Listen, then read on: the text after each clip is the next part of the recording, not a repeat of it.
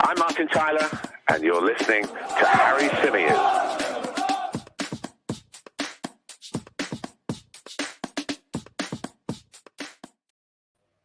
Hey everybody, welcome back to the Chronicles of a Gooner, the Arsenal podcast, part of the 90-Min Football Network. As ever, I'm your host, Harry Symeou, and I am bang on time for a live stream. But that caught some of you out, didn't it? Yeah, I saw the comments in the live chat. Come on, Harry, please be on time. Come on, Harry, make sure you're watching the time. Well, I was sitting right here and I was watching the time, and that is why we are live bang on time here on the Chronicles of a Gooner.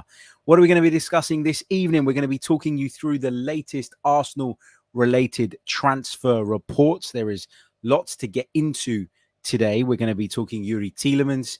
We're going to be talking Nicolas Pepe, Lucas Paqueta. We're going to be talking Ainsley, Maitland-Niles, Pedro Neto. So much to get into. But before we do that, if you wouldn't mind, please do leave a like on the video. Subscribe to the channel if you are new. And if you're listening to us via the audio platforms, then please do leave us a review as well. We'd be most grateful. Also, just before we get right into the thick of things, and I probably forget, just want to quickly remind you guys that the latest episode of my Italian football podcast, Simply Serie A, is now available on all major podcast stores. The link is in the description below, and I'd love it if you check it out, and I'd love it if you'd subscribe to that as well. Okay, let's get into the latest Arsenal news, and let's start off with the future of Nicolas Pepe, who's been heavily linked with a loan move back to France before the window closes. We've heard that Nice are leading the race to sign Nicolas Pepe. We've heard that Nice have been interested for quite a while. We also heard today that Leicester City had actually tried at the last minute to try and make something happen with regards to a potential loan deal, and they were willing to pay all of his wages, according to reports coming out of France. But instead, Nicolas Pepe has opted to return back to Ligue 1, and he will join Nice. An agreement has been reached between Arsenal and the French outfit for that move to happen. There is no option to buy clause. There is no obligation to buy clause. It is a simple loan deal. However, according to Fabrizio Romano, Nicolas Pepe has had to reduce his salary by quite a bit in order to facilitate this. He's desperate to get back to getting back to playing football regularly. He's desperate to get his career back on track after a lot of expectation, and then ultimately not being able to deliver on that. A lot of that expectation was a consequence of his crazy price. I think we can all agree now, looking back on it, that it was a crazy amount of money to pay for Nicolas Pepe. But he just wants to get back to doing what he does best, and that is influencing games in the final third, making things happen. He wants to be playing the game with a smile on his face once more. And he's going back to a league in which we know he can thrive, a league in which we know he feels comfortable. And whatever happens from here on in with Nicolas Pepe, whether we get some money for him next summer or we don't get a penny, I genuinely do, from the bottom of my heart, wish him all the best and hope that he does rediscover that form that earned him the move to Arsenal in the first place. And he can get back to doing, as I say, what Nicolas Pepe does best. It's just one of those unfortunate things. We should have never paid £72 million for him. If we'd have paid 25, 30 million pounds for him, which is probably about right based on what we've seen of him, then the level of expectation would have been high, but nowhere near as high as it was. And therefore the standards we'd have judged him against would have been a lot lower. And maybe he'd have been appreciated a little bit more. I don't know. But anyway, Nicolas Pepe is closing in on that move to Nice. But what does that mean for Arsenal? Well, according to some reports, that move being done, it's agreed but not totally completed yet. That move being done will apparently spark Arsenal into action when it comes to their pursuit of Wolverhampton Wanderers winger Pedro Neto. Heavily linked with the club over the past few days. He himself has said he has been flattered by the interest. Bruno Lage pretended that he didn't know anything about it in an interview that he gave yesterday post Wolves' Carabao Cup fixture. So, yeah, you know, the interest is there, but we know that no bid has gone in as of yet. And as many have reported, it seems that any move for a winger between now and the window slamming shut is contingent on Arsenal getting Nicolas Pepe out of the door, which they are edging closer to completing. So Nicolas Pepe on his way to Nice on a standard loan deal. There is no loan. There is no option to buy clause. There is no obligation to buy clause. He will join Nice until the end of the season on loan. But going back to Neto, I like the player. I do. And I know a lot of people have taken me the wrong way over the past few days when I've highlighted my concerns around this transfer and around ultimately what it would cost. And I still feel like, yeah, it would be nice, but I still feel like Arsenal are not going to go and pump 50 million pounds, 45 million pounds, whatever it's going to take to get him out of Wolverhampton Wanderers into a player who probably isn't going to start week in, week out. Now, I know a lot of people are of the opinion that he would start, that he is good enough to start, that he would come into the squad and instantly compete for a place and could displace even one of Bukayo Saka or Gabriel Martinelli. Emile Smith-Rowe is in the mix as well. I just don't see it. I don't see Mikel Arteta looking at Bukayo Saka and saying, you are not my first choice anymore. I don't see him dropping Gabriel Martinelli, given the form he's in. You need competition. You need players that can come in and can, really push people and can give you alternative options, maybe slightly different options in terms of their skill set. But I just don't know that right now spending 40, 45, 50 million pounds, whatever it's going to take to bring in a winger is what Arsenal should be doing. If a good opportunity comes along, you bite at it, you take it. Is Pedro Neto at 50 million pounds, which is, and people will say, why do you keep referring back to that 50 million pound price tag? Because that is what a lot of the reports are suggesting Wolves will be looking for. So 50 million pounds is a hell of a lot of money, man. It really, really is. And I don't know that Arsenal can really justify doing that, given I still think we're a little bit short of quality, not numbers, but quality in that midfield area. But that's maybe my opinion. That is partly influenced by the fact that I really do have concerns about what happens in the event Thomas Partey becomes unavailable. So no movement as of yet on Pedro Neto, nothing official anyway, but we've been told all along that the signing of a winger, a wide forward, whatever you want to call them, is contingent on Pepe moving out. And I guess that means the big news today is that Nicolas Pepe is closing in on that move away. That is getting closer and probably will be completed in the coming days. But remember, there's not an awful lot of time left in this transfer window. I'd imagine that personal terms wouldn't be an issue with Pedro Neto.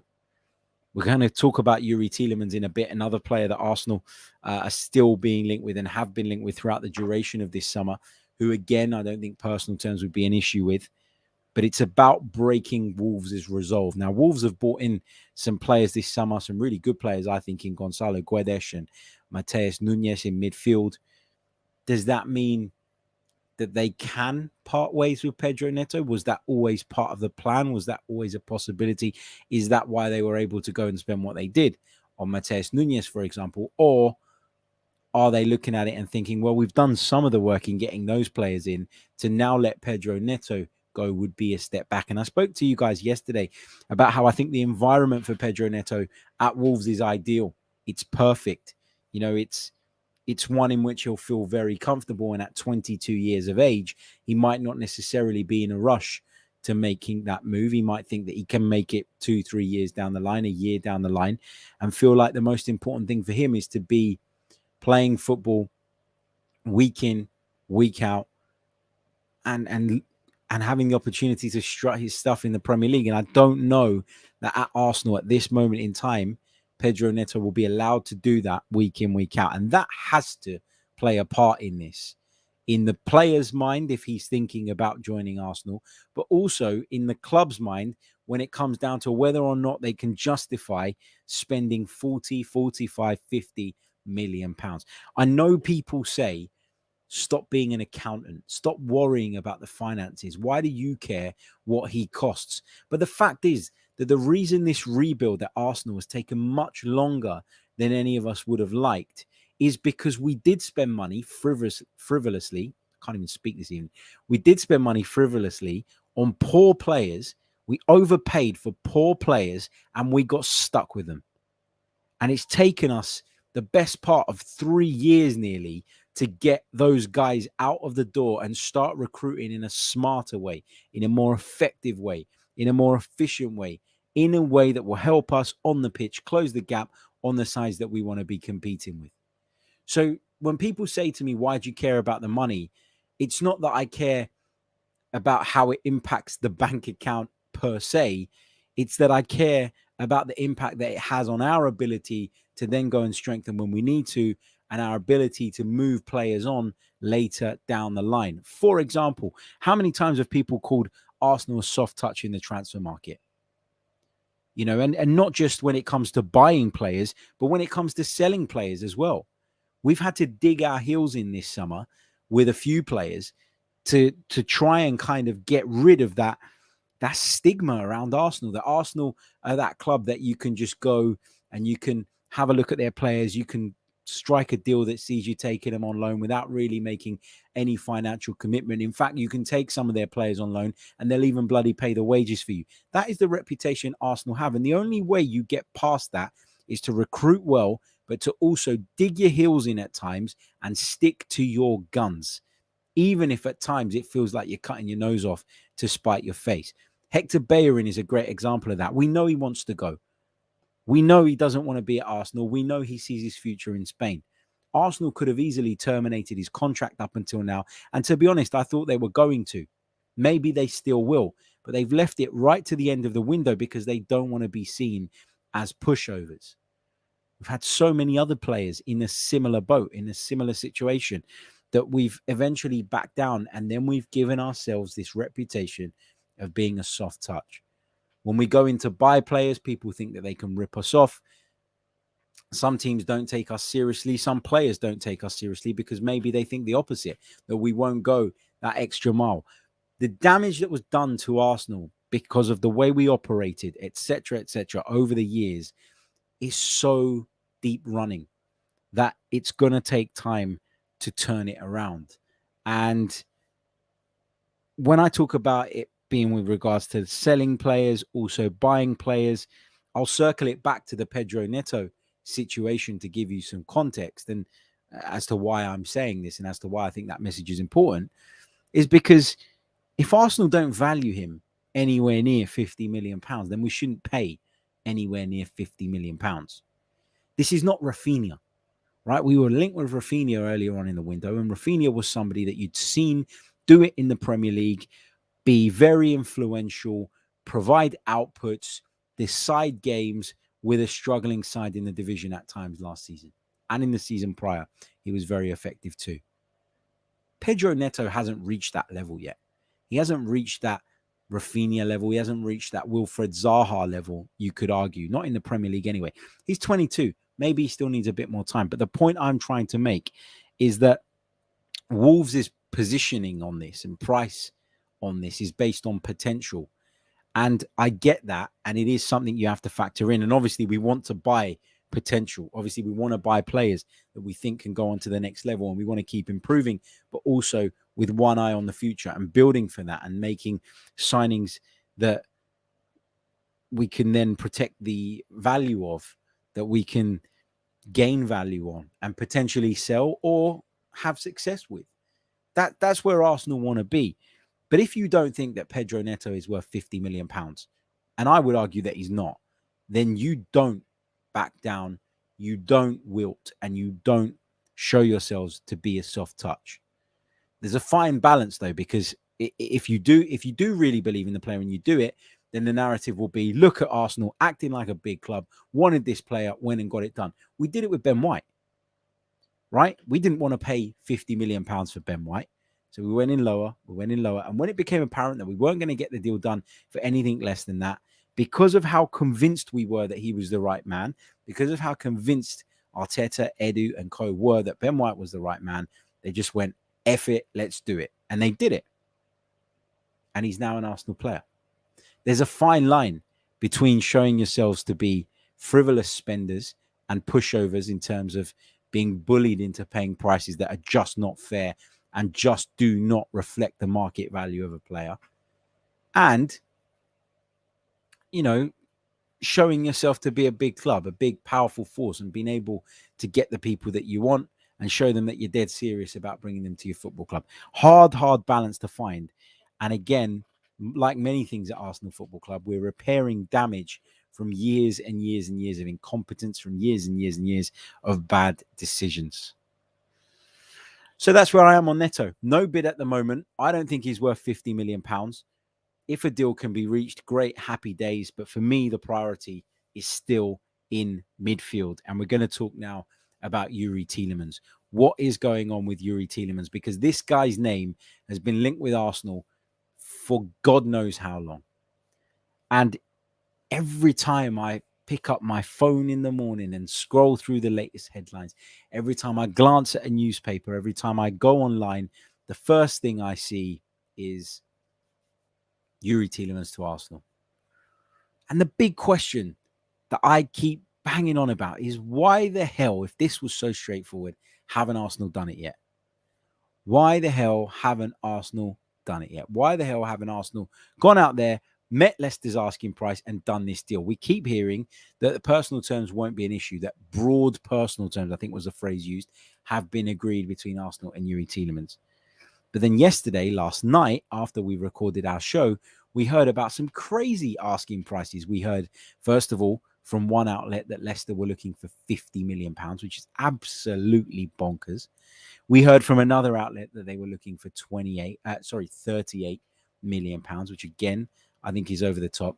Arsenal should not be paying anything more than 25 million pounds, by my estimations, for Yuri Tielemans between now and when the window closes. His contract situation puts a buying club in a very good position. And if Leicester think that 25 million is not fair, well, what's going to happen later down the line when they end up with a big fat zero because Yuri Tielemans walks out for a free? Clearly he wants to go. Clearly that conversation has taken place. Clearly that impacted Brendan Rodgers' decision to leave him out of the starting 11 at the weekend, when he's undoubtedly one of their better footballers. But why aren't Arsenal doing this? The longer this goes on, the more I think that maybe we're not anywhere near as interested as people have reported. Maybe the journos on this one got it a little bit wrong. Again, not their fault. You're only as good as the information provided to you. Perhaps there is some credence to the idea that Arsenal are waiting right until the end of the window in order to try their luck. We've heard that they're happy to wait until next summer to do the deal for free. So maybe taking that into consideration, they are willing to let this go right down to the wire. They might try their luck in the last few days. And if they don't pull it off, fine, no sweat. If the player really wants the club, they can do it next season. Or we walk away altogether. Or Arsenal have someone else in mind. I just don't know. I just don't know. But it does... Look, I want Yuri Tielemans. I do want him at Arsenal. I think he'd be a great addition. But the fact, as I keep saying, that it's not done yet makes me think that it probably won't get done now. I'm not getting my hopes up on this one at this moment in time anyway. Let's move on to another midfielder that was heavily linked with Arsenal earlier in the summer. Talk went a little bit quiet. It all went a little bit cold. And now the player is being linked with a move to the Premier League, only to the east side of London with West Ham United. And that is Lyon's Lucas Paqueta. David Moyes this evening has confirmed that West Ham have made a bid for the player. Reports doing the rounds today said that Paqueta's people were desperate to get him a move to the Premier League between now and when the window closes. But they kind of suggested that West Ham were not the only option. West Ham were not the only club pursuing him. I think it's around about £35 million that West Ham are looking to pay for the player. I wonder if Lyon will accept that. I wonder if a bigger club came in, if Lyon's demands would all of a sudden creep up just a little bit more. I tell you what, I wouldn't be surprised if Arsenal were to try and do a Chelsea here and hijack this one at the last minute. If they're going to do it, they've got to do it quick. But we know he's a player on Edu's radar. We know he's a player that Edu likes. He's said as much in the past. £35 million, if that's what you can get him for, feels like a steal. And so if I were in charge of Arsenal Football Club, I may not necessarily be running to my laptop to type up an official offer at this stage, but I'd at the very least be keeping an eye on this one. I'd at the very least be on the phone, in communication with the players' representatives, asking to be kept informed. There's no way that Lucas Paqueta joins West Ham United if Arsenal are in the mix. There's no way. West Ham fans won't like me saying that. They might think it's arrogant. They might think it's cocky. But there is no way that Lucas Paqueta joins West Ham United if Arsenal are in the hunt. Lots of people in the chat telling me that Sky Sports are reporting that the bid from West Ham United has been rejected. It is the first bid. I expect them to go back. So what are they going to go back with? 40 million if they offered 35 the first time around? Going to be interesting. But as I say, whatever the money is, he's a player I like. He's a player that Arsenal like. He's a player that has certainly been on Arsenal's radar. So I just think that Arsenal should be keeping informed on what is happening here. And if the opportunity presents itself to do a Chelsea and go in there right at the last minute after all the hard work has been done with the selling club and make it happen, then by all means, let's go there. Let's do it. I still think there will be movement. I still think Arsenal will bring somebody in between now and the end of the window. We've got a week pretty much, a little bit over a week, just 8 days before the window closes. So plenty of time. And as I've said with a lot of these players that we're talking about as being on Arsenal's radar, I don't think personal terms will be an issue with them. And the reason they probably won't be an issue is because if you think about them, look, Pedro Neto is at Wolves, with all due respect to Wolves. He's not going to be getting paid an Arsenal first teamer's salary. Yuri Tielemans is at Leicester. Similar applies. And we keep hearing that personal terms there have already been discussed, at least offline. Lucas Paqueta at Lyon is not going to get an Arsenal salary either. So personal terms don't feel like a problem for me. And I think actually that part of it could be thrashed out quite quickly if Arsenal did opt to make a last minute move for Lucas Paqueta or Tielemans or Neto. But it's about getting them out of their clubs. And that's obviously the hardest bit. If he goes to West Ham, as I say, then that's because Arsenal weren't serious in their interest. Because there's no way a player chooses West Ham over Arsenal right now, given the fact that we're on the up, given that they've had a difficult start to the season. And I don't think they're going to be anywhere near the level that they were over the last two campaigns. So, yeah, we'll see. We'll see what happens there. Before we continue, got one more story to bring to you, and then I'll take some of your questions from the live chat. Just want to point you in the direction of the latest offering from our partners over at Football Prizes. What a prize this is. A Dennis Bergkamp signed and custom framed Arsenal shirt, plus the opportunity to win one of 11 instant win prizes, which you can find listed on the webpage. The link is in the description below. Tickets to enter this are just £4.95. There are 299 tickets available, with the competition ending on Tuesday, 30th of August. However, there's no way a prize this good, this quality, stays on this site without everybody having purchased the tickets until Tuesday. So if you want in on this, you've got to get in on it quickly. But a big thank you to Football Prizes for their support of the Chronicles of a Gooner podcast. We'll just check in now. 202 of the 299 have already been sold. So you need to get moving quickly if you are interested in this one. Link is in the description. Football Prizes, your chance to win a Dennis Bergkamp signed and custom framed Arsenal shirt. The Iceman himself. Absolute legend. Okay, let's move on to another potential outgoing. Let's talk Ainsley Maitland-Niles. We probably should have sold this guy a couple of seasons ago. You know, hindsight is a wonderful thing, but we had offers on the table. His career hasn't exactly blossomed since then. A couple of loan spells that I think were largely unsuccessful. And here he is back at Arsenal. And it's understood that Southampton are pretty keen on Maitland-Niles. But from the information I've had been told, read, it seems like Southampton are interested in his ability to play as a fullback, but also as a centre midfielder. Versatility, again, being the thing that people are looking at when it comes to Ainsley Maitland-Niles. And I've said it for ages. Okay? Ainsley Maitland-Niles has to allow or let this dream of being this all-encompassing, dominating centre midfielder just pass. And I mean that in the most respectful way. He is not good enough to play at the highest level in centre midfield, but his versatility is something that a lot of managers would love. And if he was to kind of change his attitude towards that and be more accepting of that and put the work rate and the effort in, then I would have happily kept him at Arsenal. I'd have been happy for him to stay.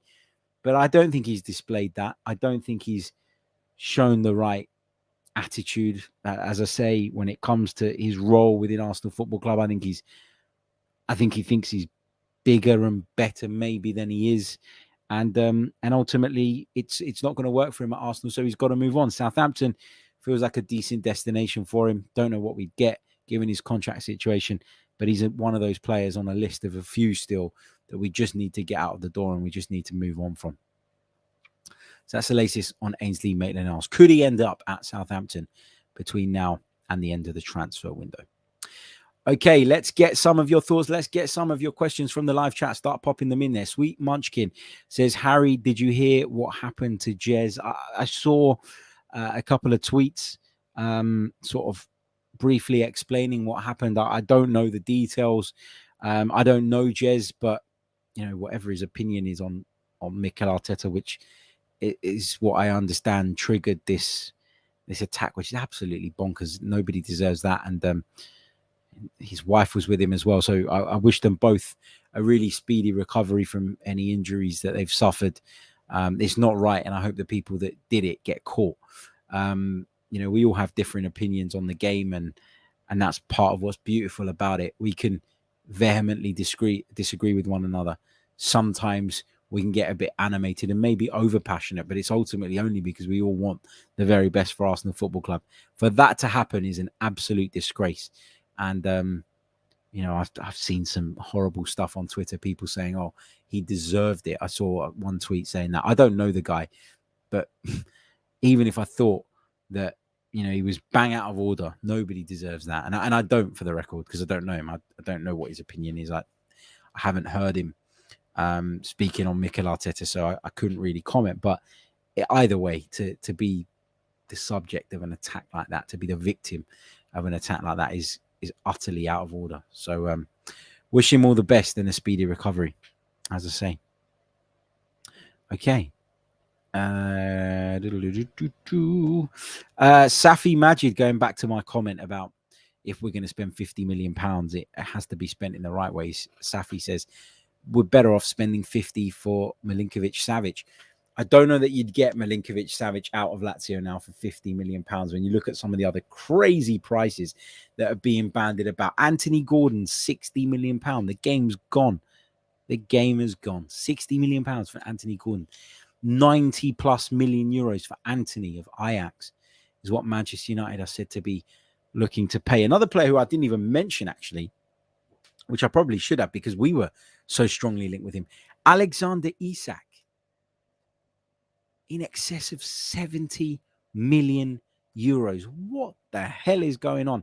I remember in January when we were desperate for a striker, I remember doing a show, probably one of the most popular pods we ever did in terms of viewing numbers anyway, where I had the information that Arsenal had inquired about Alexander Isak and what it was going to take to get him out of the club. And we'd been told that it was going to be the release clause, 90 million euros or 75 million pounds there or thereabouts for Alexander Isak. And I said, look, I like the player. He's got potential. He's got a lot of things going for him. But if you're talking about that kind of money, you just can't do it. And you've just got to walk away from it. Newcastle, we've kind of been waiting for them, haven't we, all summer to go, yep, we are the richest club in the world. What's your point? We're going to move like it. And they're doing it now. And again, like a lot of people, they're paying for potential. Can't say that Alexander Isak is worth that sort of money. But if it works, then nobody's going to be talking about that further down the line. So yeah, there we are. Ishay says, please explain the difference between loan with an option to buy and loan with an obligation to buy. Can the club change the figures in any of these, or are both locked? No. So an option to buy means that as the club who takes a player on loan, at the end of that loan spell, you have the option that if you meet the set price, the agreed price that was agreed between the two clubs prior to the loan taking place, you can purchase that player. So let's use Nicolas Pepe as an example. Let's say Nice and Arsenal agree that the buy option will be at £25 million. If after the loan spell, Nice meet that £25 million valuation, the player is theirs. Arsenal can't then go back and say, well, he was worth 25 million then, but now we think he's worth 30 million. So you better cough up that extra 5 million to bridge the gap. That can't happen. If it's an option to buy, the agreement in terms of the price will be in place prior to the loan taking place. And as long as the purchasing club meet that and fulfill that, they'll be able to get that deal done. An obligation to buy means essentially that you've already sold the player, only they have to pay for him at the end of that loan spell.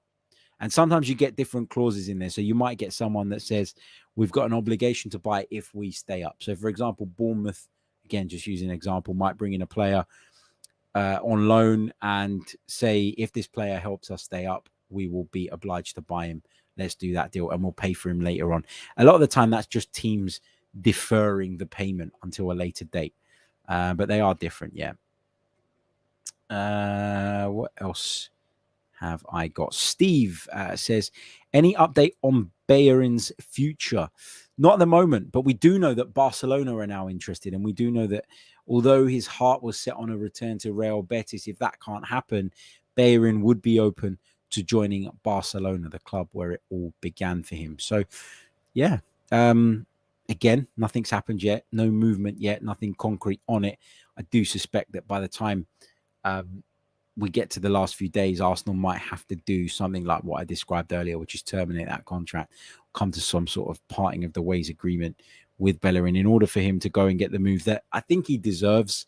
If I'm being honest, he's been a loyal servant throughout all of this. He's not made any noise. He's not caused any controversy. He's not thrown his toys out of the pram. So, yeah, I think he does move on.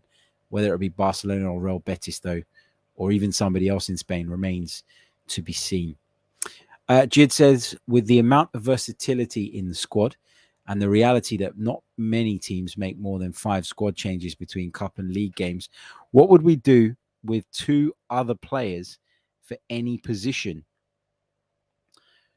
I don't really get the second part of the question. What would we do with 2 other players for any position? What you're saying is that the players that we've got are so versatile that we almost don't need 2 players in every position. Correct me if I'm kind of taking that in the wrong way.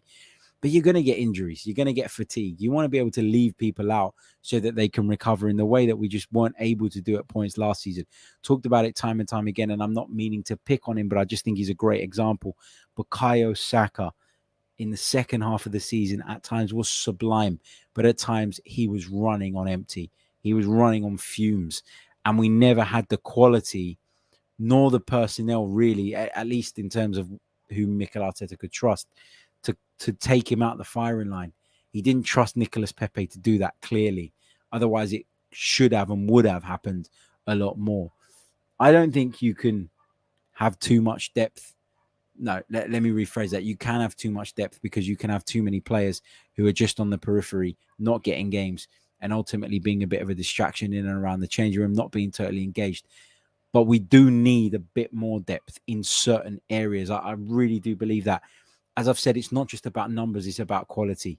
You lose Thomas Partey now, El Neni comes in. Is he anywhere near as good? Absolutely not. Is Lokonga as good? Not at this stage in his career. Maitland-Niles is an option at the moment, being still at the club. Is he anywhere near that level? No, he's not. But I've just named you 3 people that can come into the team and play in that position. You can even put Ben White in that position. So we've got numbers in those areas and numbers that can shift around, but then you get injuries in other places. And then that makes that rotation of players even more difficult and more complicated. You need quality reinforcements. And I still think there are a couple of areas in this team where we don't quite have them. Central midfield is the big one for me.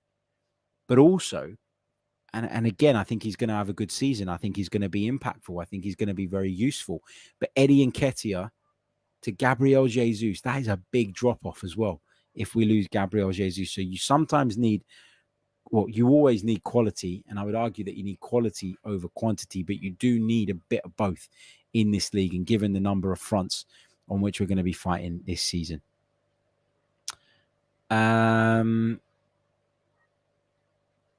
Let's see what's going on. Lynn says, Harry, why, when you were talking about Neto having a long Premier League contract, let me start that again. When you were talking about Neto having a long contract and being PL proven and a quality player, you say that 50 million is high, but in comparison to other players that are not PL proven, it looks cheap. I get what you're saying. I really, really do. But it's more so for me about priorities than it is the actual amount of money that we would spend on Pedro Neto. I had this issue last summer. Do you remember last summer? Those of you that were listeners, those of you that were viewers at the time would have remembered me not having a meltdown, but being annoyed at the fact that we were about to spend 25 million on Aaron Ramsdale when we had a gaping hole in the middle of the park. It was never about Aaron Ramsdale and what he was worth. It was always about what it stops us doing potentially. Anthony at 90 million euros is effing madness. It's madness. There's no guarantee he comes and delivers. There's no guarantee he fails either. I'm not saying that, but 90 million euros is crazy. Alexander Isak, go and have a look at Alexander Isak's goal record. It's poor. It's really poor. And so that's why I think the fee is crazy. Anthony Gordon, 60 million pounds. Why?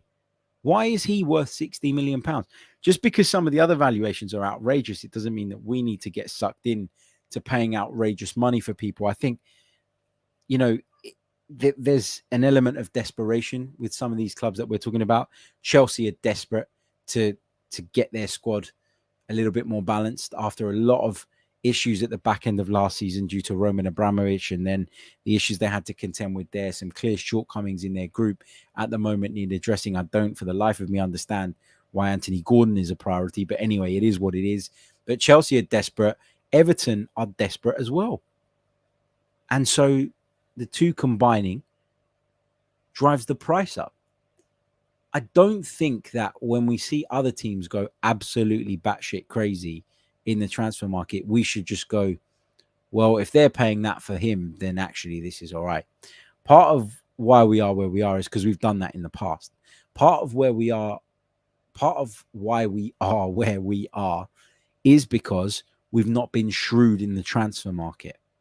We need to identify gems before they turn into top players. We need to identify rocks before they become diamonds, however you want to put it. We need to be ahead of the curve a little bit. And that kind of smart recruitment is what's going to get us to where we need to be. I'm not saying that Neto's a bad player. I've never said that. And I know you know that, Lynn, based on your comment. But I just think when you look at what we've spent this summer already, it feels unrealistic to me that Arsenal are going to go and spend another £50 million or so on a player that I am not convinced even gets into our starting 11 when everyone's available.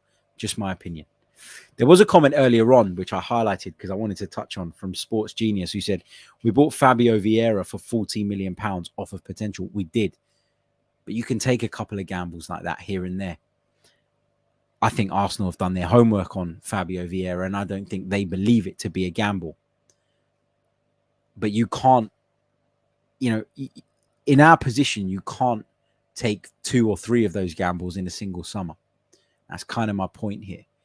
Because we've done it already, it makes me feel like we're probably not going to take that risk again, unless Wolves come down to something that's a bit more reasonable and a bit more in line with what Arsenal would be willing to pay for someone who, as I say, isn't necessarily guaranteed to start week in, week out. What else have we got? Swart Mobile says, do you think there's still hope for Arsenal to sign Lucas Paqueta? I mentioned it a little bit earlier. In the show. I wouldn't be surprised if Arsenal came in at the last minute, but I wouldn't go as far as saying I'm expecting it to happen. Is there hope? I think there's probably a little bit of hope, though. Yeah. Deflected Mind says, Harry, fair play to you. You've been confident on this project since day one. But like a few, I was critical of Arteta in certain moments. Now I feel a bit guilty to enjoy our success. You shouldn't feel guilty because everybody's entitled to an opinion. And at times, even the people that have backed him, if they're being true, would admit that they found it hard to understand certain things and found certain moments really difficult to get past. I certainly did. I've had a few wobbles with Mikel Arteta. Ultimately, I've calmed myself back down pretty sharpish after each of those, but I'd be lying if I said I hadn't had wobbles. There were a couple of points last season where I was sitting there scratching my head going, is this going to work? The Europa League semi-final defeat against Villarreal the season prior was another one of those points for me. So that everybody's had wobbles, and that's absolutely fine. You're an Arsenal fan. You've always got their best interests at heart. You're entitled to enjoy any success as much as anybody else.